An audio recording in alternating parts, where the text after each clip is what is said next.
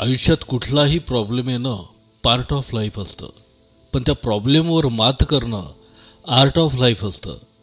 तुम्ही यूट्यूबवर अनेक व्हिडिओ पाहिले असतील.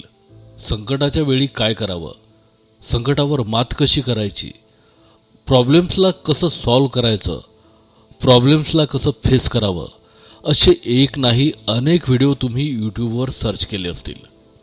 पण आज आपण या प्रॉब्लेमचा विषयच खल्लास करून टाकूयात. आज मी तुम्हाला एक गोष्ट ऐकवणार आहे, एका सरांची गोष्ट. मी याआधीही आपल्या कम्युनिटी टॅबमध्ये आपल्या यूट्यूब फॅमिलीला विचारलं होतं की तुम्ही गोष्टीपासून मोटिवेट होता की स्पीचपासून. त्यावर अनेकांनी स्पीच म्हटलं होतं.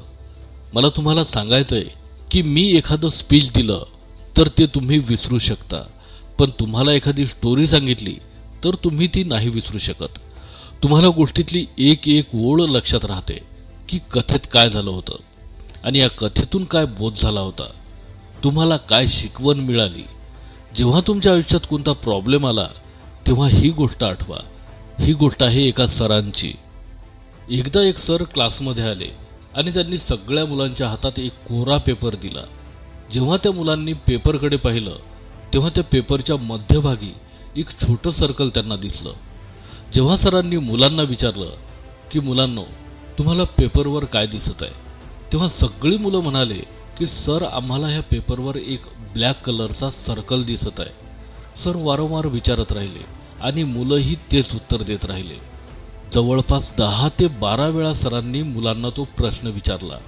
मुलंही म्हणाली की सर, आम्हाला त्या पेपरवर छोटं ब्लॅक सर्कल दिसत आहे. सर म्हणाले की मुलांनो, मी तुम्हाला इतक्या वेळा विचारलं पण तुम्ही त्याच उत्तरावर ठाम आहात की पेपरवर ब्लॅक सर्कल दिसत आहे, पण तुम्हाला त्या सर्कलच्या बाहेरचा एवढा मोठा पेपर दिसत नाही आहे. मित्रांनो, आपलंही तसंच आहे. ईश्वराने आपल्याला इतकं सुंदर आयुष्य दिलंय, त्यात थोडासा प्रॉब्लेम काय येतो आणि बास, आपण तो प्रॉब्लेमच कुरवाळत बसतो. थोडंसं त्या प्रॉब्लेमच्या बाहेर येऊन बघा. आयुष्य खूप सुंदर आहे, आयुष्य खूप मोठं आहे. मी तुम्हाला पुन्हा सांगतो की आयुष्यात जेव्हा काही प्रॉब्लेम येईल तेव्हा त्या प्रॉब्लेमच्या बाहेर या.